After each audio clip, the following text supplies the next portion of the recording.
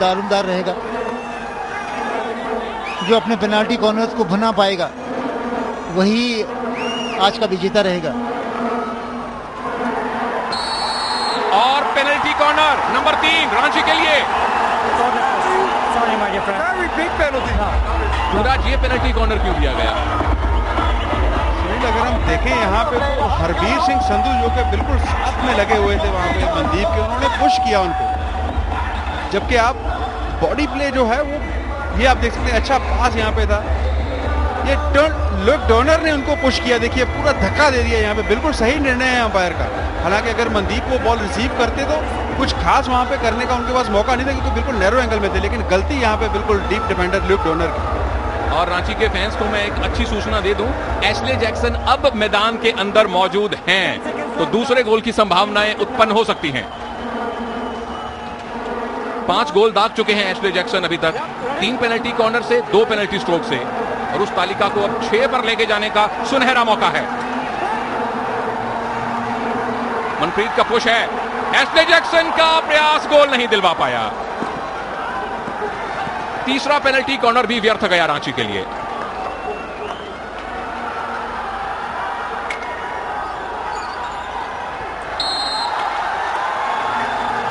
हालांकि दबाव अभी तक टला नहीं है। एशले जैक्सन बार बार विपक्षी खिलाड़ियों से भिड़ रहे हैं।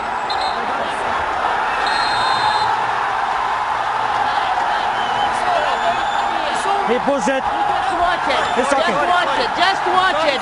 If you just watch it, yeah, just watch it.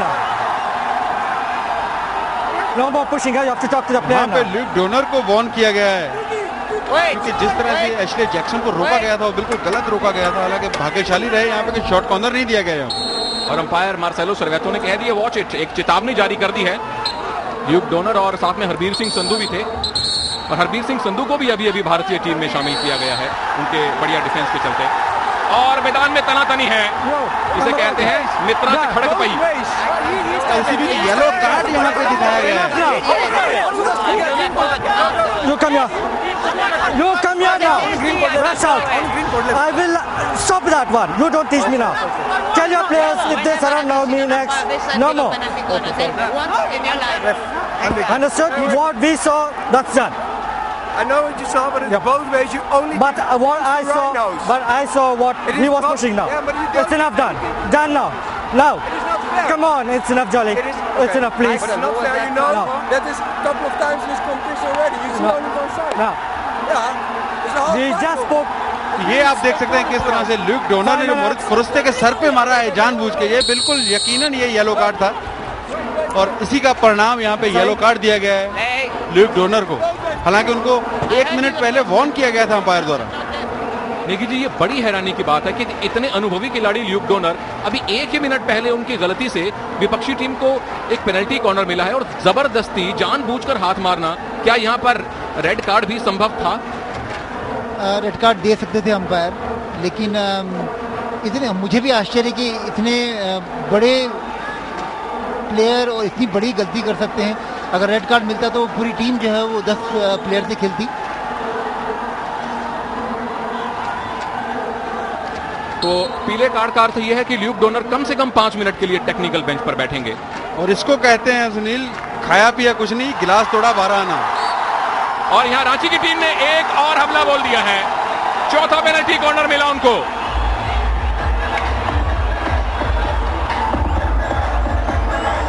तो यूपी के लिए कंगाली में आटा गीला हो चुका है। ये आप देख सकते हैं अच्छा स्लैब शॉट, हालांकि प्रदीप ने वहां पे बॉल को डिफ्लेक्ट किया था लेकिन बॉल उठी और सीधी बॉडी में लगी यहाँ पे। ये आप देखिए सुमन्ना की बॉडी में बॉल लगी और ये डेंजरस करार दिया अंपायर ने। ल्यूक डोनर आपके सामने स्क्रीन पे, जिनको अभी पीला कार्ड दिखाया गया है। एक तो एक खिलाड़ी बाहर और ऊपर से penalty corner. Uttar Pradesh wizards की टीम थोड़ी सी मुश्किलात का सामना कर रही है और एशले जैक्सन अभी भी मैदान के अंदर है, मॉरिट्स फेस्टे भी हैं। क्या रांची की टीम यहाँ पर बढ़त ले पाएगी? सुनील, अगर Ashley Jackson left top use करें, क्योंकि हमने अगर हम देखें तो पिछले जितने भी शॉर्ट कॉर्नर के गोल स्पेशली किए वो लेफ्ट टॉप में किए गए उनके द्वारा। देखते हैं कौन से कॉर्नर को ढूंढेंगे। नहीं मिली कामयाबी इस बार भी। अच्छा बचाव यहाँ पे गोलकीपर बेजली द्वारा, क्योंकि हालांकि राइट डाउन मारने की कोशिश की गई थी यहाँ पे। ये चौथा या पांचवा बहुत बढ़िया बचाव रहा जॉर्ज बेजली द्वारा। जैसा मैंने शुरू में भी कहा, बहुत आत्मविश्वास के साथ खेल रहे हैं आज वो। आत्मविश्वास रांची के खिलाड़ियों में भी काफी आया है, लेकिन अगर गोल्स की बात करें, 4 पेनल्टी कॉर्नर मिले हैं और एक भी मौके का वो फायदा नहीं उठा पाए। और यूपी की टीम पिछले कम से कम 7-8 मिनट से दबाव में है। सुनील, मेरे ख्याल से अब की बार कोच उनको कुछ वेरिएशन करने के लिए बोलेंगे, क्योंकि जॉर्ज बेजली जो है वो आज कुछ दही खा के आए लगता है। दही में शायद शक्कर भी डाली होगी, गुड लक के लिए उनकी मम्मी ने। और ये हैं एशले जैक्सन, जिन्होंने पिछले 2 पेनल्टी कॉर्नर लिए। और वीरेंद्र लाकड़ा बहुत आगे आ चुके हैं। मनदीप सिंह ने पेनल्टी कॉर्नर की मांग की थी, अंपायर रघु ने नहीं उनकी मांग सुनी। मनदीप ने ये इसको डेलिबरेटली पेनल्टी कॉर्नर बनाने के हिसाब से रघु के पैरों में डालने की कोशिश की थी, लेकिन रघु ने लास्ट मोमेंट पे अपना पैर हटाया। देखिए जी, मैं यूपी टीम की बात करना चाहता हूं। ल्यूक डॉनर बाहर हैं, उनको चेतावनी भी मिली, पीला कार्ड भी मिला और लगातार पेनल्टी कॉर्नर रांची को मिले, उनके हमले भी हुए। यूपी की टीम इस दबाव से कैसे निकले? सबसे पहले तो सुनील, उनको थोड़ा कूल हेडेड खेलना चाहिए।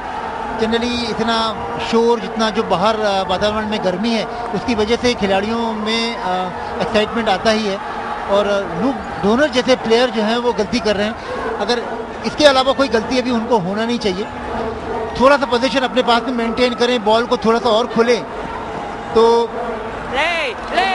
इस पर्टिकुलर मोमेंट को अपने हाथ से जाने देना चाहिए। देखते हैं कि इस मोमेंट को यूपी की टीम भुना पाएगी या नहीं। यूरोइन हेट्सबर्गर डी के अंदर पहुंच चुके हैं, बेस लाइन के बिल्कुल पास। एक कॉर्नर जरूर मिला है यूपी की टीम को। एक अरसे बाद यूपी की टीम हमले पर निकली दिखाई दे रही है। अपने साथी को नहीं ढूंढा, विपक्षी को ढूंढ लिया। और मनदीप सिंह काफी तेजी के साथ, काफी गति के साथ जो उन्होंने अटैक बनाने की योजना शुरू की थी वो कायम रहेगी। ये देखिए जिस तरीके से पैर में बॉल लगी, एशली जैक्सन थोड़े से लड़खड़ाते हुए, उनके पैर में थोड़ी सी चोट लगी है। लेकिन जिस प्रकार से रघु ने धक्का दिया था, क्या वो भी कार्ड बनता था या अंपायर की नजरों से चूक गया?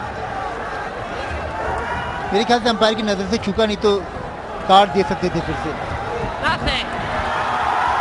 ल्यूक डॉनर अभी भी बाहर हैं। अगर यहां पर एक और किसी खिलाड़ी को पीला कार्ड या हरा कार्ड भी मिल जाता तो यूपी के दांत खट्टे हो सकते थे।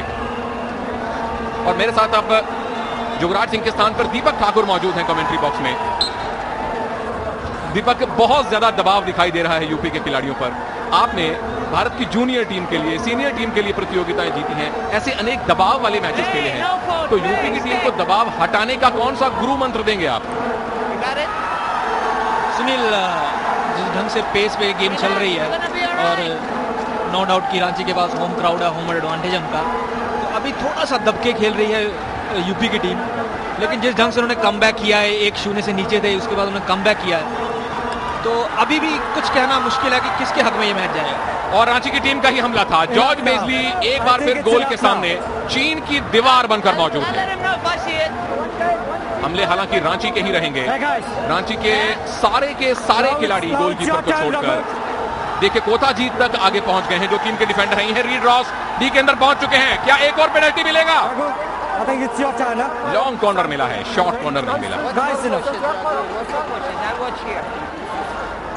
पूरी तरह से अपना गोला बारूद लेकर रांची के सिपाही यूपी की मांद में घुस गए हैं हमला करने के लिए। लेकिन नेगी जी, जितने हमले हो रहे हैं, गोल नहीं मिल रहे, कोई परिणाम नहीं मिला उसका। शुरू में जैसे कोई गोलकीपर 1-2 सेव करता है सुनील, तो उसका जो आत्मविश्वास है वो बढ़ता है। और शुरू में अगर वो गोल खाता है तो उसका आत्मविश्वास डामाडोल होता है। रोहित बेदी के साथ में कुछ ऐसा ही हो रहा है। और क्रॉस करने की कोशिश की गई। हम खिलाड़ियों की बात कर रहे हैं, अंपायर को अभी भी एक चेतावनी मिली है।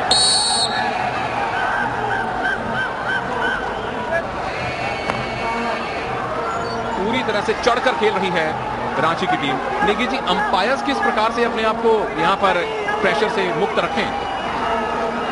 अंपायर्स जो हैं दोनों अंतर्राष्ट्रीय स्तर के अंपायर हैं, तो वो प्रेशर झेलने की उनको आदत भी है।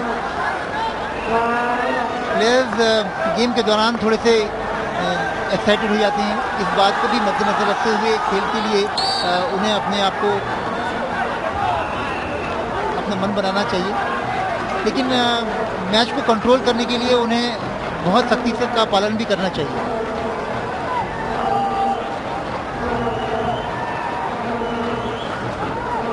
इस टूर्नामेंट में हरबीर भी एक बहुत अच्छे खिलाड़ी के रूप में आगे निकले हैं। जिस तरीके से उन्होंने पेनाल्टी कॉर्नर की डिफेंडिंग करी, जिस तरीके से वो खेले हैं, बहुत बढ़िया। चलिए, बहुत बढ़िया एक अटैक दिखाई दे रहा है यूपी की टीम का। जिस गति से आगे बढ़े थे सिद्धार्थ शंकर, जिनके नाम एक गोल है इस प्रतियोगिता में, वो गति आगे ज्यादा कायम नहीं रह पाई। 4 मिनट से कम समय बाकी है अब मैच का मध्य समय होने के लिए। पहले क्वार्टर में धुआंधार गोल हुए, 2 गोल हुए, दोनों टीम्स ने एक एक गोल किया। बढ़त ली थी मनदीप सिंह ने रांची के लिए, जिसे थोड़ी देर बाद नितिन थिमैया ने यूपी विजिट्स के लिए बराबर किया। इस क्वार्टर में अभी तक हमने कोई गोल देखा नहीं है। आगे है वूटर जोली, टीम के डिफेंडर, बड़ी खतरनाक गेंद उछाली थी। वूटर जोली नेदरलैंड से आते हैं और उनकी अंडर 21 टीम के कप्तान भी रह चुके हैं। देखिए जी, इनका प्रदर्शन कैसा देखा है आपने इस प्रतियोगिता में? वूटर जोली का प्रदर्शन इस टूर्नामेंट में बहुत अच्छा रहा। 123 बार अपने देश के लिए खेल चुके हैं, तो नेचुरली अच्छा खेलते ही होंगे। और मनप्रीत सिंह साथी ढूंढने में कामयाब हुए। क्वेस्टे हैं उनके कप्तान, डी के अंदर पहुंचे हैं, खूब खलबली बचाते हुए। गोल नंबर 2 रांची को मिला।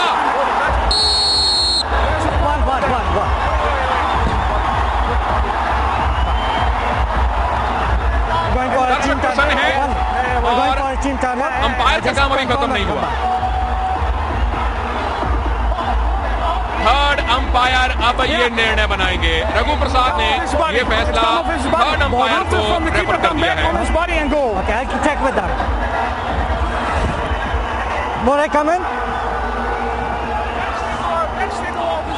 They are confirming the ball came off from the body on the back stick of the attacker before entering the goal.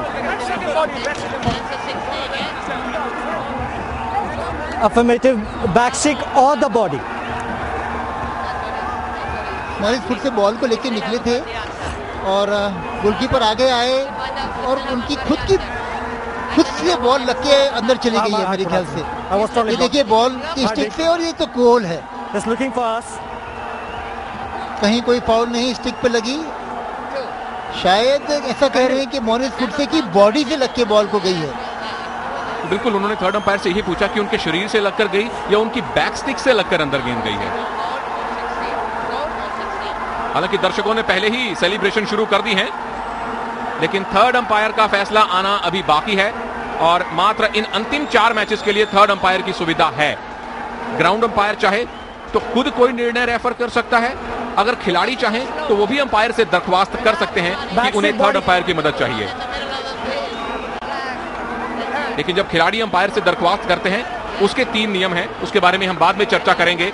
लेकिन यहां पर लाख टके का सवाल यह है कि क्या अब रांची की टीम को दूसरा गोल मिलता है या नहीं। दीपक, आपके विचार से यह गोल था? बिल्कुल, मुझे लग रहा है ये गोल है, क्योंकि पता नहीं किस बात का वो फाउल मांग रहे हैं, कुछ ऐसा हुआ नहीं। अब सारा प्रेशर थर्ड अंपायर के ऊपर है, वो क्या देते हैं।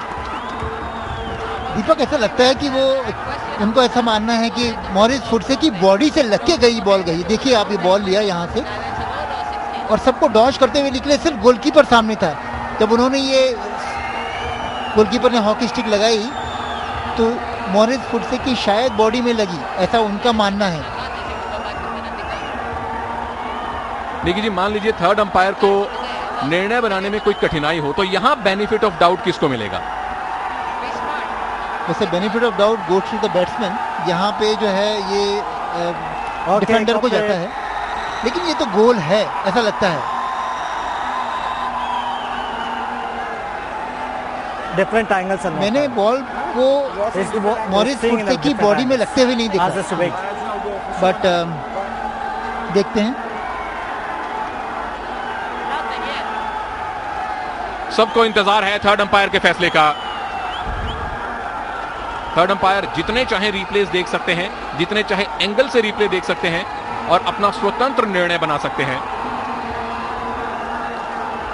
ये देखिए मॉरिस फुटसे ने बॉल को लिया और उनके हाथ से बॉल लगी। देखना मुश्किल, हॉकी इतना फास्ट गेम है, कई बार कैमरा एंगल्स भी थोड़े से, ये देखिए यहाँ पे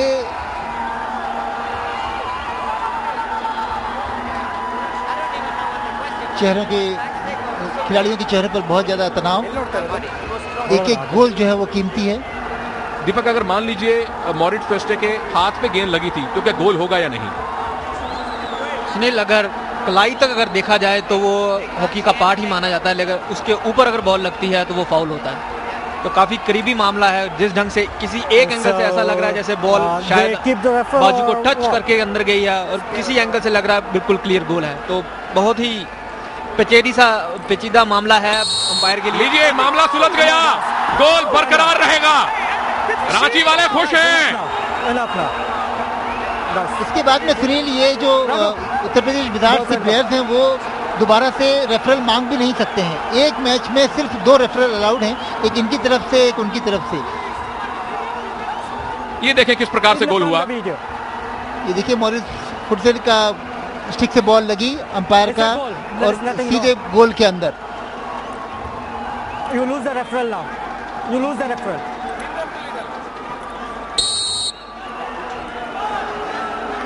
चलिए, उन सारे विवादों के बाद, सारे रिप्लेस के बाद थर्ड अंपायर ने रांची की टीम के पक्ष में अपना फैसला सुनाया है। जो उनके लिए मनदीप सिंह ने लीड ली थी, वापस फुटसे ने उनकी लीड को ले लिया है। यहां पर यूपी को अपने बराबरी के गोल की तलाश है।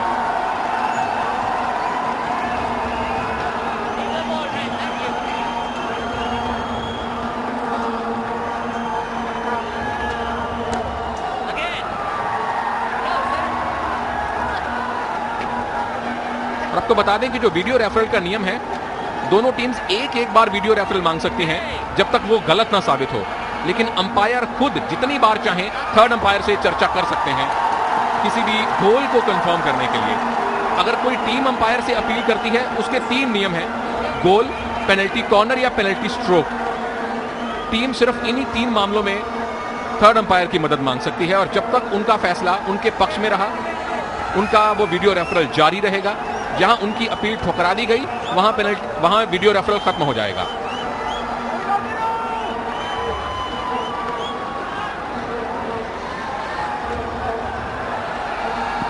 उत्तर प्रदेश का अटैक राइट साइड से बढ़ता हुआ, डी के अंदर पहुंचने में कामयाबी मिली है। गोलकीपर एकदम मुस्तैद, दूसरा, तीसरा, चौथा प्रयास। बेहद भारी धमाचौकड़ी मच रही है इस समय रांची की टीम में। पेनल्टी कॉर्नर यूपी को मिला। आखिरकार पेनल्टी कॉर्नर यूपी को मिला।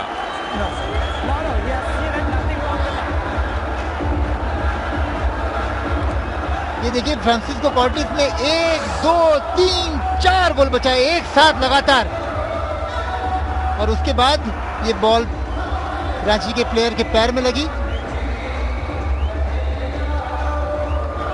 20 seconds, guy. I'm not going to wait like on the other side. When it's done, we go. Come on. Raghunath Still have 30, now 40. एक बहुत अच्छा मौका बराबर करने के लिए। और रघुनाथ 5 गोल दाग चुके हैं इस प्रतियोगिता में। 7 seconds, get in, then I'm going to let them go. If your team can't Francisco score, कॉर्टिस don't ने let them. अभी कुछ ही 3, सेकंड पहले लगातार 2, get in, 4 बार please, अपने number गोल को 26, बचाया है। get in. You can क्या go. इस बार बचा पाएंगे या यूपी को मिलेगा बराबरी का गोल? नहीं मिला। No. बाल बचे रांची वाले। I'm going to chuck you out. Play. There is no more video. Umpire ने वीडियो रेफरल की मांग को ठुकरा दिया है। यूपी के खिलाड़ी वीडियो रेफरल की बात कर रहे थे, लेकिन अंपायर को नियम एकदम स्पष्ट है। उन्होंने वीडियो रेफरल की मांग को ठुकरा दिया है और इसी बीच 2 क्वार्टर्स का खेल समाप्त हो चुका है। मैं आपको बता दूं कि हीरो हॉकी इंडिया लीग का पहला सेमीफाइनल अपने रोमांच की सारी पराकाष्ठाओं को पार कर चुका है। 2-1 से मेजबान रांची की टीम इस समय उत्तर प्रदेश विजर्ड्स के ऊपर अपनी बढ़त कायम रखे हुए है। छोटे से ब्रेक के बाद जल्द वापस आएंगे।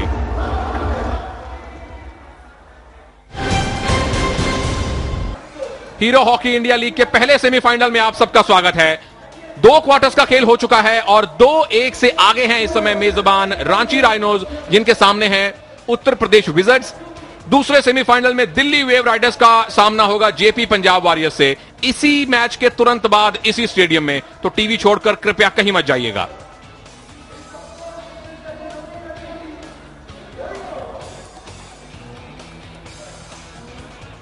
नजर डालते हैं इस मैच के अब तक के मुख्य अंशों पर।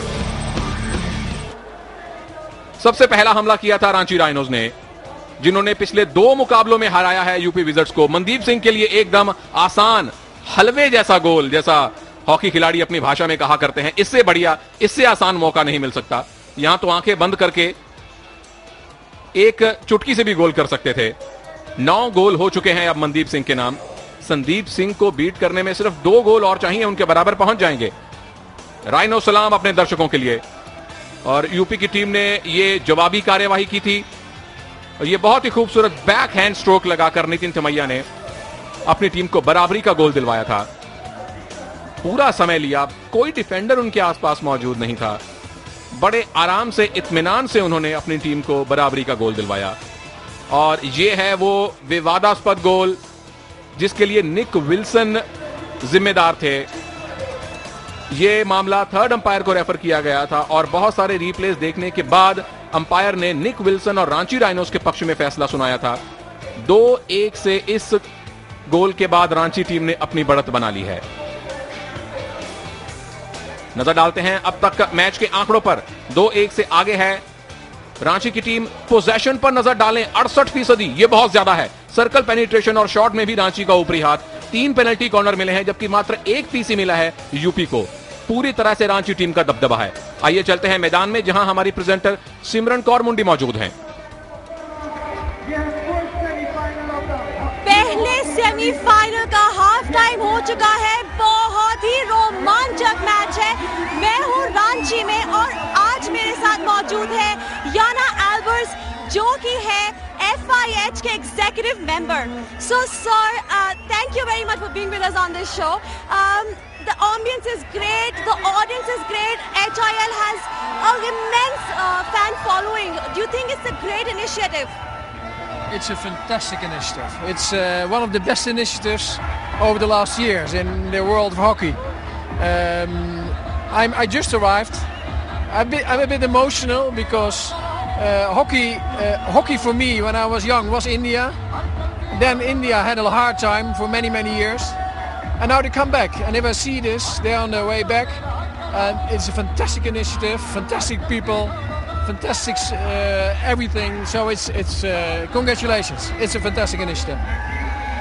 It is definitely a fantastic initiative, like you said. Like hockey, HIL has brought it to a different level altogether. Yeah, I think that if you accept that it will take time to get India back on the world map, then this is the right thing. So this is the first start. Of course, India did well over the last years. They improve each year, and this initiative will take them further. But I'm sure that it will take another 2, 3, 4 years before India gets to the World Cup. But this is amazing. What's happening here is really amazing. Okay, see right now we are here in Ranchi. Let's just quickly do a Ranchi salam. Yeah, okay. Okay, well that's all from us right now. अभी हमने एक छोटा सा break. Welcome back to Hero Hockey India League 2013. हम हैं आज रांची में और रांची के सपोर्टर्स तो इतने सारी भरमार में आए हुए हैं। It's just amazing. मेरे साथ इस वक्त मौजूद है वीरेंद्र रिस्कीना एंड जुगराज सिंह, जो कि दोनों ही इंडिया के बेस्ट प्लेयर्स में से गिने जाते हैं। So वीरेंद्र, आप मुझे बताइए कि Ranchi and UP का जो मैच है, how is it turning out? Is it as per what you expected? Simran, as expected, Ranchi has dominated possession and then with a deserved 2-1 lead. Yes, they took the lead right at the end of the first half, and it's going to be a very exciting second half. Jugraj? बिल्कुल जिस तरह से आज जो दूसरा गोल यहाँ पे निक Wilson ने किया है, हालांकि 3 खिलाड़ी वहाँ पे मौजूद थे, 3 खिलाड़ी वहाँ पे मौजूद थे, लेकिन बहुत ही बेहतरीन तरीके के साथ उन्होंने 3 खिलाड़ियों को चकमा देते हुए गोलकीपर बेजली को वहाँ पे चकमा दिया, वो काबिले तारीफ है। अच्छा आप मुझे बताएं, ये जो अभी हुआ, एक गोल ऑलमोस्ट होने वाला था, वो क्या हुआ? वो निक विल्सन ने गोल किया है। जी ओके, चलिए अभी हम लेते हैं हाफ टाइम के बाद मैच का मजा, चलते हैं अपने कमेंटेटर्स के पास। धन्यवाद सिमरन, और हम तैयार हैं अब बचे हुए 2 क्वार्टर्स के मैच के लिए। निक विल्सन और मनदीप सिंह ये 2 ऐसे खिलाड़ी हैं जिन्होंने इन सारे रांची के सपोर्टर्स को खुश होने का मौका दिया है, और उत्तर प्रदेश विजर्स की तरफ से एक ही गोल दागा गया है जो नितिन थिमैया के स्टिक से निकला था।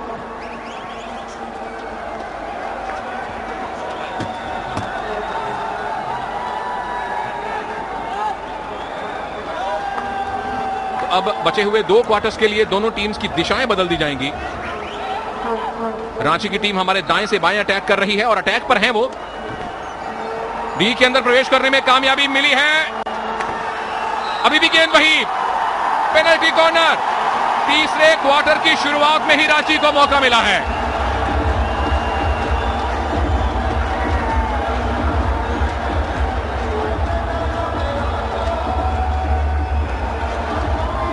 ये देखिए बॉल को पुश किया, और बॉल जो है टीम डिनोजर के पैर में लगी आके।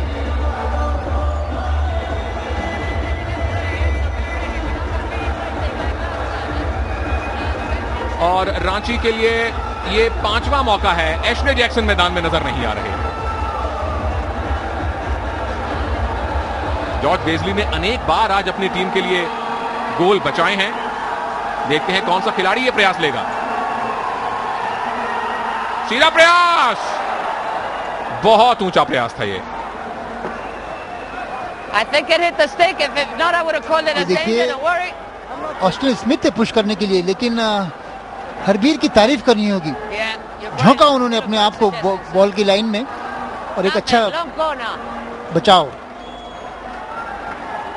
और हरबीर सिंह संधू अभी अभी भारतीय टीम में भी शामिल किए गए हैं।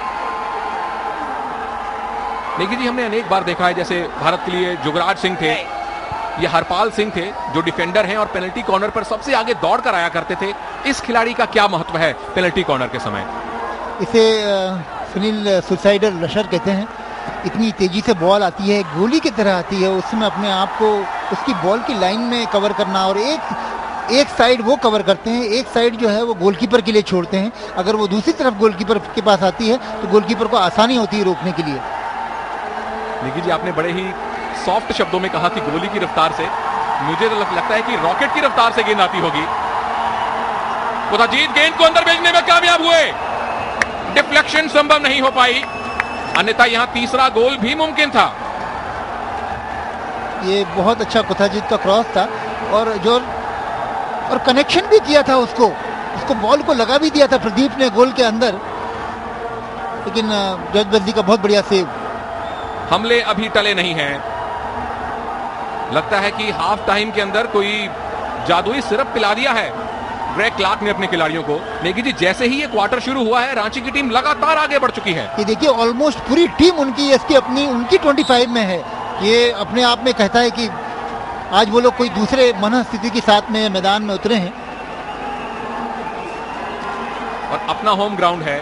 जितने दर्शक हैं यहाँ पर, मैं आपको बता दूं 99% रांची की टीम के सपोर्टर हैं। और जब हमने यूपी की टीम का गोल देखा था, मैदान में ऐसा सन्नाटा पसर गया था, मान लीजिए आप अपने कॉलेज की लाइब्रेरी में बैठे हों। Pin drop silence. दीपक, इस प्रकार के माहौल में जो मेहमान टीम है वो किस प्रकार से अपने आप को मोटिवेट करती है? लास्ट मैच यूपी ने वन साइडेड खेला था दिल्ली के साथ, तो जिस ढंग से उस रणनीति से उतरे, उस ढंग से आज मुझे नहीं लग रहा है ये खेल रहे हैं। और इन्हें थोड़ा चाहिए कि थोड़ा सा अपर हैंड ऊपर आके खेलें। देखिए एक ढंग से पूरी की पूरी टीम अपनी हाफ लाइन में खड़ी है। अगर आप 1-0 से आप नीचे चल रहे हैं, 2-1 का स्कोर चल रहा है, अगर आपको बराबरी करनी है तो कम से कम आपको बाहर निकलना होगा। तो यहाँ पे मुझे लगता है इनको थोड़ी अटैकिंग हॉकी खेलनी चाहिए।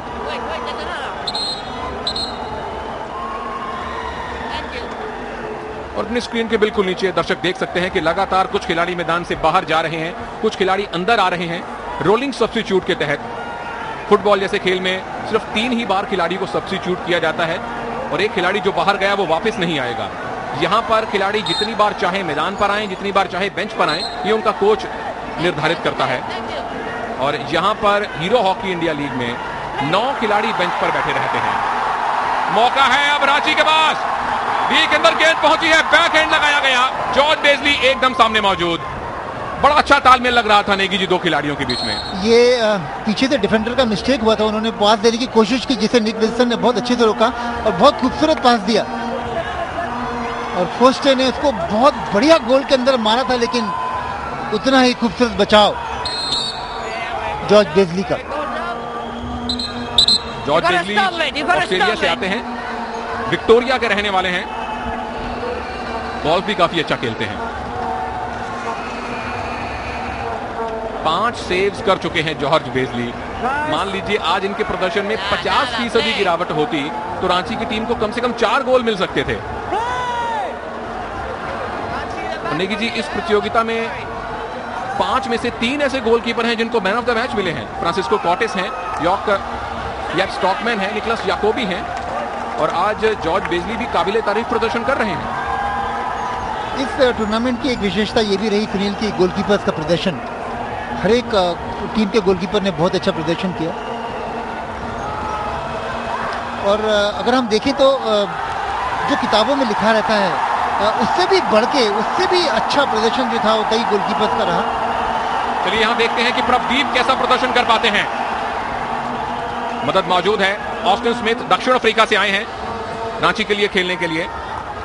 1 गोल दाग चुके हैं ऑस्टिन स्मिथ इस प्रतियोगिता में। और जी हैं कोथाजीत जो भारत के लिए ओलंपिक क्वालिफायर्स में खेले थे। डी के अंदर गेंद पहुंची, मनदीप सिंह की डिफ्लेक्शन इस बार काम नहीं आई। अक्सर मनदीप ने डिफ्लेक्ट करके अनेक गोल किए हैं रांची के लिए। ये देखिए बहुत बढ़िया था, उसको डिफ्लेक्ट किया, मनदीप वहां खड़े हुए थे, मारा उन्होंने बॉल को, लेकिन बॉल जो है गोल पोस्ट के ऊपर टकराई। नेगी जी क्या जादू है इस युवा खिलाड़ी मनदीप सिंह में, जहां जहां खड़े होते हैं वहां गेंद मिलती है और गोल दागता है।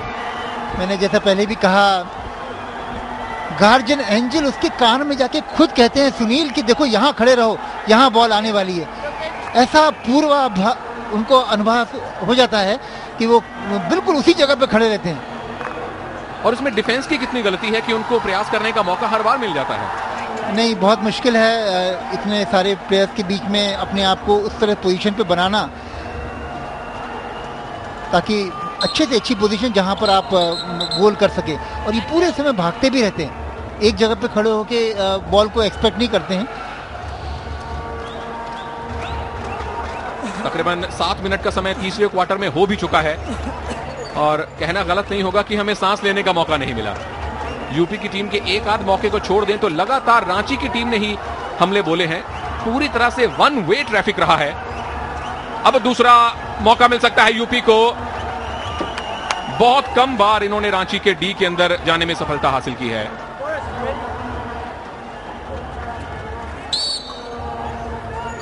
बॉल थोड़ी सी उठी वुडर जॉली की, थोड़ा सा बैक रिवर्स स्टिक से उन्होंने हिट मारने की कोशिश की थी। ये अमित रोहिदास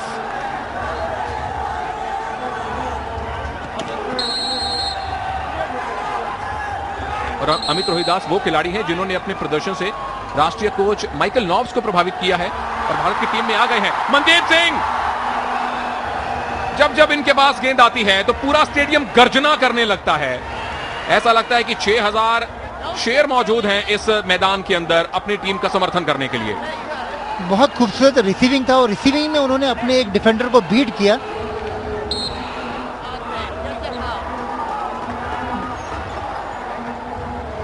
दर्शकों की कोलाहल, दर्शकों का ये हंगामा आप सुन सकते हैं, किस प्रकार से अपनी टीम का समर्थन कर रहे हैं। जुगराज सिंह थोड़ी देर पहले दर्शकों के बिल्कुल ठीक नीचे मौजूद थे मध्य समय में, अब हमारे साथ कमेंट्री बॉक्स में है। जुगराज, कैसा वातावरण था? सुनील, वहां पे ऐसा लग रहा है जैसे मानो आप जिंदा लोगों के बीच में आ गए, जिंदा दिल लोग हैं वहां पे और बेहतरीन परफॉर्मेंस के ऊपर इतनी तालियां हैं वहां पे। रांची राइनो का जो सलाम है वो वहां पे देखने को मिल रहा है और दर्शक इतनी बड़ी तादाद में यहाँ पे मौजूद है हॉकी का मजा लेने के लिए। ये काबिले तारीफ है और रांची में आके आज लग रहा है कि वाकई में जो पुराने दिन थे हॉकी के वो वापस आ गए हैं। अब मैं बता दूं कि कल यहां पर इतने दर्शक होंगे कि उनको इस मैदान में समेटना मुश्किल होगा, इसीलिए एस्ट्रोटर्फ हॉकी स्टेडियम के बिल्कुल साथ, बिल्कुल करीब में बिरसा मुंडा फुटबॉल स्टेडियम है, जहां पर अतिरिक्त दर्शकों को बिठाया जाएगा। वहां पर एक बड़ी सारी स्क्रीन लगाई जाएगी ताकि जो दर्शक मैदान के अंदर नहीं आ पा रहे उनको लाइव मैच फुटबॉल स्टेडियम में बिठाकर दिखाया जाए। नेगी जी, ऐसा हॉकी में अक्सर सुनने को नहीं मिलता। जैसा जुगराज ने कहा, हॉकी के अच्छे दिन जैसा वापिस आ रहे हैं और वाकई आप जहां जाएं रांची में वहां पर पोस्टर्स लगे हुए हैं रांची राइनोज के। और ये इस बीच में बहुत बड़ी गलती, और गलती का फायदा देखते हैं यूपी की टीम उठा पाती है नहीं। फ्रांसिस्को कोर्टेस एकदम मुस्तैद निकले, ये हमला बचा लिया उन्होंने अपनी टीम के लिए। ये वीरेंद्र लकड़ा की गलती थी, नितिन ने डॉज मारा और बहुत नजदीक से गोलकीपर के ऊपर फेंका और बहुत शानदार बचाव उन्होंने किया। सुमन्ना का बहुत ही बेहतरीन यहाँ पे प्रयास था नेगी जी, लेकिन यहाँ पे तारीफ करनी होगी गोलकीपर कोर्टेस, जिन्होंने कोई मौका नहीं दिया। हालांकि फ्रांसिस्को कोर्टेस को आज ज्यादा चहलकदमी करने का मौका मिला नहीं है नेगी जी, आराम से चाय पानी पी रहे हैं अपने गोल के अंदर। लेकिन सुनील, एक एक गोल जो बचाते हैं अपनी टीम के लिए वो इतना कीमती है जिसको बताना मुश्किल है। 5.5 करोड़ रुपया दांव पे लगा हुआ है। पूरा प्रेशर जो है उसको झेलना और इतना बढ़िया परफॉर्मेंस करना। और 5.5 करोड़ किस प्रकार से मिलेगा मैं आपको बता दूं, जीतने वाली टीम को 2.5 करोड़ मिलेंगे, नंबर 2 पर रहने वाली टीम को 1 करोड़ 25 लाख रुपए मिलेंगे और जो टीम नंबर 3 पर आएगी उसको 75 लाख मिलेंगे। और ये दोनों मुकाबले कल होंगे, थर्ड प्लेस मैच और फाइनल। और इसके साथ साथ जुगराज कुछ इंडिविजुअल पुरस्कार भी हैं। जी Sunil, player of the tournament जो है उसके लिए है 25 लाख रुपए प्लेयर ऑफ द टूर्नामेंट। ये एक बड़ी राशि है और आई एम श्योर सारे प्लेयर्स जो हैं खेल रहे हैं लीग में, उन सबके लिए बहुत ही बेहतरीन अवसर है ये बड़ी राशि जीतने का और अपने आप को उभार कर सामने लाने का। और उसके साथ साथ है जो है upcoming player of the tournament, उसके लिए है 20 लाख रुपए। बहुत बड़ी राशि है। और सुनील, यहाँ पे तो शायद दीपक ठाकुर का भी मन कर रहा होगा कि वो हॉकी स्टिक पकड़ें और मैदान में चले जाएं। आपका नहीं कर रहा जुगराज? मैं तो पहले कह चुका हूँ नेगी जी कि मैंने तो अपनी हॉकी स्टिक मंगवा ली है। चलिए, मौका है यहाँ पर हर्ट्सबर्गर के लिए अपनी हॉकी से कुछ खलबली मचाने का। बहुत समय बाद फिर से मौका मिला, गेंद बिल्कुल समानांतर पैरेलल निकल गई गोल से। चीन की दीवार बने हुए हैं वहां पे कोर्टेस, फिर से एक बार अच्छा बचाव।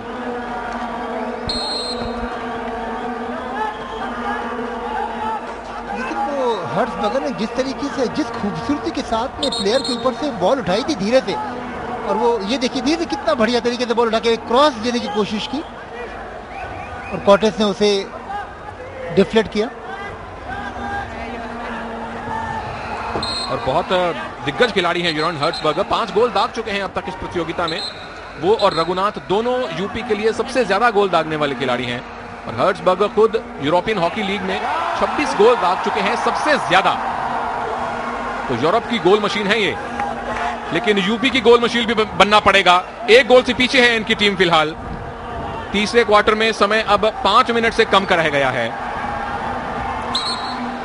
रांची राइनोज इससे पहले यूपी से 2-0 से हारे थे, उसके बाद उन्होंने यूपी को 3-1 से हराया और अंतिम मुकाबले में भी 3-1 से हराया।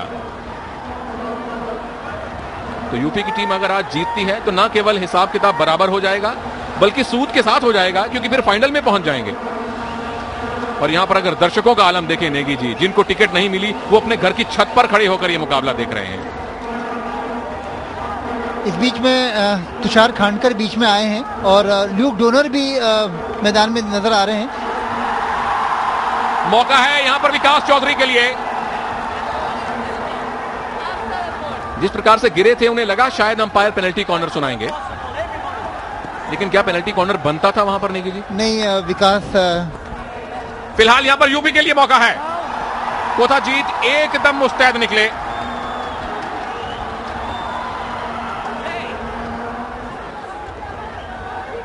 विकास चौधरी भोपाल से आते हैं और भोपाल की जो चीफ मिनिस्टर हैं वो हॉकी के बहुत बड़े दीवाने हैं।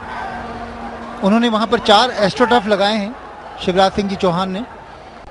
इसके अलावा भोपाल में मेजर ध्यानचंद जी के बेटे अशोक ध्यानचंद जो हैं वो भी बहुत कुछ करते हैं, और वहीं की एकेडमी से ये विकास चौधरी आए हैं। हिंदुस्तान में एक बार फिर से हॉकी का माहौल जो है फिर से बनने लगा है।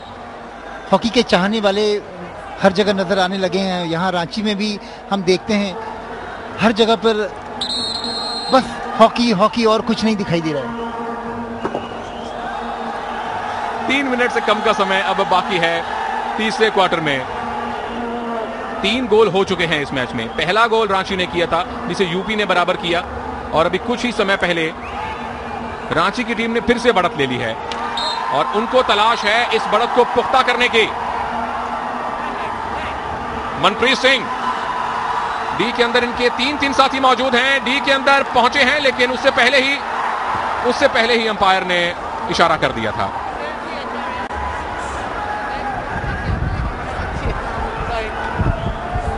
सुनील, मनप्रीत ने, ये देखिए जिस तरह से मनप्रीत को रोका गया था और प्रभदीप ने उस बॉल पे प्रयास किया, हालांकि 2 खिलाड़ी सेकंड पोस्ट पे मौजूद थे।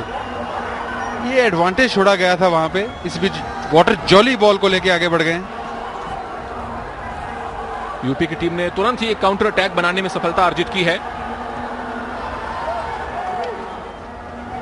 युवराज, आपने एडवांटेज शब्द का इस्तेमाल किया, दर्शकों को इसका महत्व कैसे बताएंगे? सुनील, जैसे किसी जगह पे ऐसा फाउल होता है लेकिन बॉल जो है वो उसी टीम के खिलाड़ियों के पास वापस चली जाती है जिस टीम के फेवर में वो फाउल है, तो उसको अंपायर कई बार छोड़ देता है। अगर वो बेहतरीन जगह पे है, अगर वो बेहतर अवसर है उसके पास गोल करने का, जो भी खिलाड़ी उस टीम का मौजूद है वहां पे, तो उसको एडवांटेज कहते हैं। क्योंकि इस बीच उस बॉल को जब आप छोड़ देते हैं तो दूसरा खिलाड़ी अगर ट्राई लेने की अच्छी पोजीशन में वो ट्राई लेता है तो उसको एडवांटेज कहा जाता है। और एडवांटेज इस समय है रांची को, 1 गोल की एडवांटेज है उनको।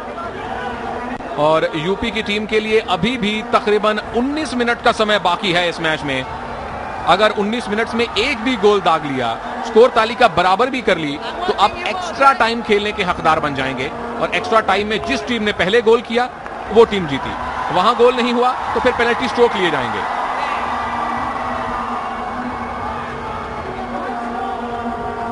कुछ ही सेकंड्स का खेल बाकी है अब तीसरे क्वार्टर में, और यूपी की टीम अगर जाते जाते यहां स्कोर तालिका बराबर कर ले तो कमाल हो जाएगा फिर अंतिम क्वार्टर में। ये है तुषार खांडेकर जो झांसी से आते हैं।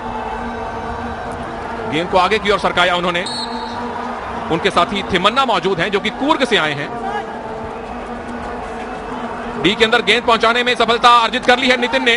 नितिन भी कूर्ग कर्नाटका से आते हैं, और कर्नाटका के कूर्ग के कम से कम 4-5 खिलाड़ी हैं इस टीम के अंदर। हाँ, इसमें 4 खिलाड़ी हैं और एक रघुनाथ खुद वो भी कुर्ग से आते हैं, तो टोटल 5 खिलाड़ी कुर्ग के हैं। ऐसा कुर्ग एक ऐसी जगह है जहाँ पर फैमिली में हॉकी खेलते हैं। करीब 150 क्लब, 150 परिवार हैं, वो अपनी अपनी टीम बनाकर कुर्ग में एक बहुत बड़ा टूर्नामेंट का आयोजन होता है।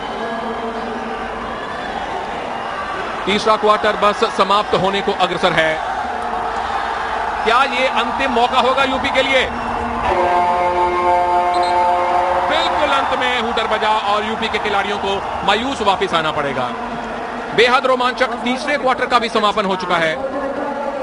रांची राइनोज ने अपने घर में खेलते हुए पहले सेमीफाइनल के 3 क्वार्टर्स के खेल के बाद 2-1 की बढ़त को बरकरार रखने में सफलता अर्जित की है। एक छोटे से ब्रेक के बाद स्टार स्पोर्ट्स पर हम जल्द लौटेंगे।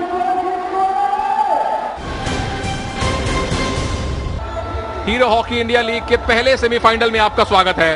हम मौजूद हैं रांची में, जहां 3 क्वार्टर्स के खेल के बाद रांची राइनोज के coach Greg Clarke tournament director Barry Anderson के साथ काफी ज्यादा विवाद में थे,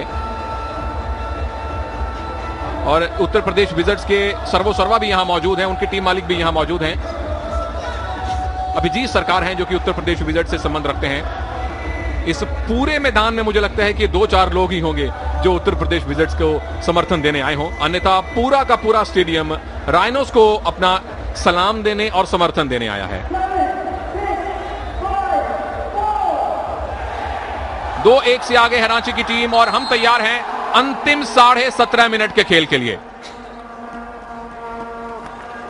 और इस अंतिम 17.5 मिनट के खेल में यहाँ पे सुनील बिल्कुल एकदम तगड़े हो गए, एकदम स्ट्रांग, अच्छी पासिंग, अच्छे शॉर्ट पासिस के साथ यहाँ पे खेलना होगा यूपी विजिट्स को अगर मैच में वापसी करनी है।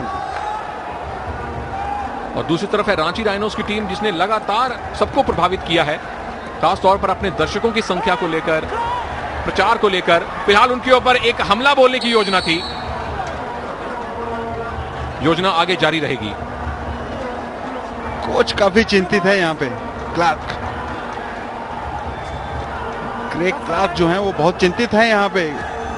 और चिंता का कारण यह है कि अगर यहां पर मान लीजिए यूपी की टीम ने गोल निकाल लिया फिर मुश्किल हो जाएगी। गोल निकलेगा, बिल्कुल पहली बार बचाया, दूसरी बार बचाव संभव नहीं।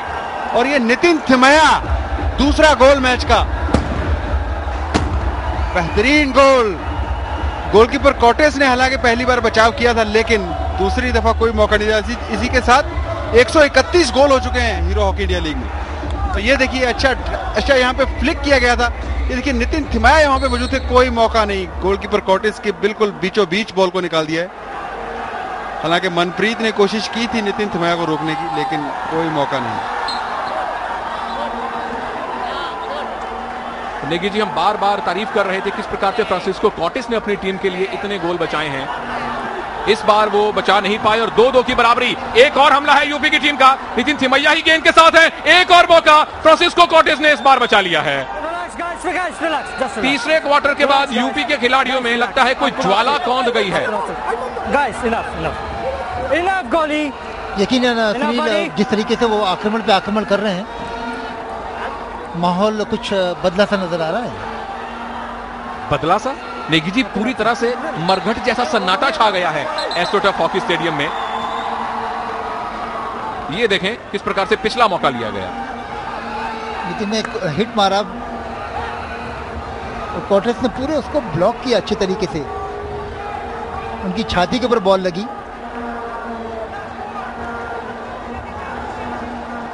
रांची राइनोज ने 2 बार बढ़त ली है इस मैच में, दोनों बार यूपी विजिट्स ने उसको बराबर कर दिया है। क्या रांची अब तीसरी बार भी बढ़त लेंगे?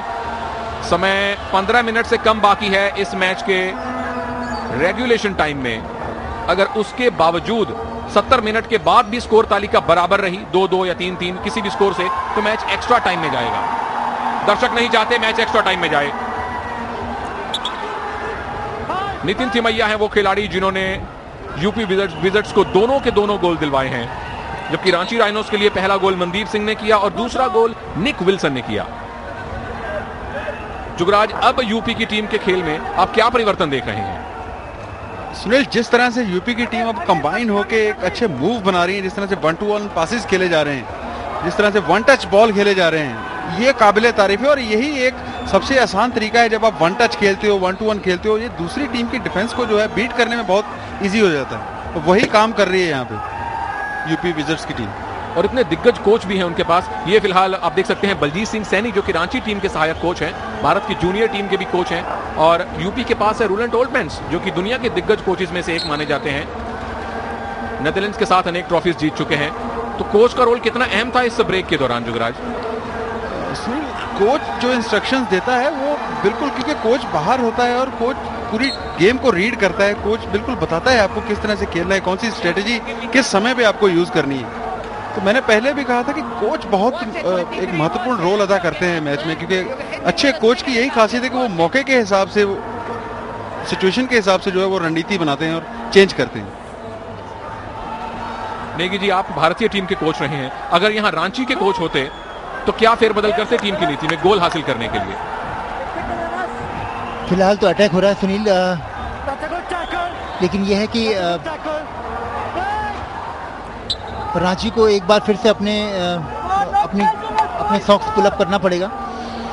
जिस तरीके से वो अटैक कर रहे थे शुरू से, वैसा अटैक करना पड़ेगा। थोड़े से डिफेंसिव खेल रहे हैं और उसका खामियाजा उन्हें भुगतना भी पड़ा। मुझे जैसा दिखाई दे रहा है, तीनों जो ये कुर्क के फॉरवर्ड्स हैं, एसके उथप्पा, तिमन्ना और नितिन, ये लोग आगे खेल रहे हैं और बीच में ट्यून डिनॉइजर आ गए हैं, वो फीडिंग कर रहे हैं पिच में। तीनों आगे आ गए। और हरवीर भी थोड़ा बीच में आगे की तरफ आके अपनी टीम को मदद कर रहे हैं। तो कहीं ना कहीं जो कोच है उसने नीति में थोड़ी सी हेर बदल करी है, जिसका एडवांटेज यूपी को की गेम में पूरा साफ दिखाई दे रहा है।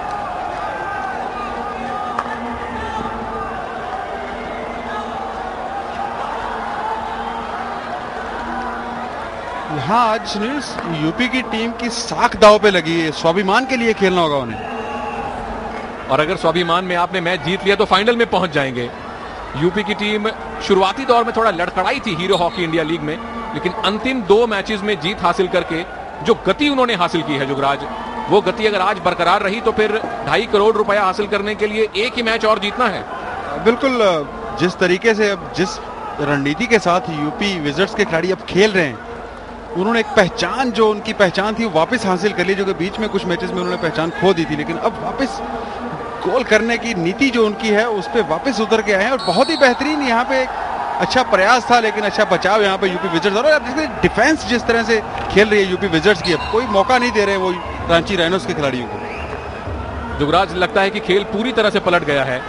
लेकिन जी पहले 2 क्वार्टर्स में रांची की टीम पूरी तरह से आक्रमण कर रही थी यूपी के खिलाफ, अब पूरी टीम दबी सहमी दिखाई दे रही है। मुझे लगता है वो काउंटर अटैक का वेट कर रहे हैं और इसीलिए उनके कोई फॉरवर्ड लाइन में जो मनदीप हैं वो भी पीछे की तरफ आ रहे हैं। They are waiting for a counter attack.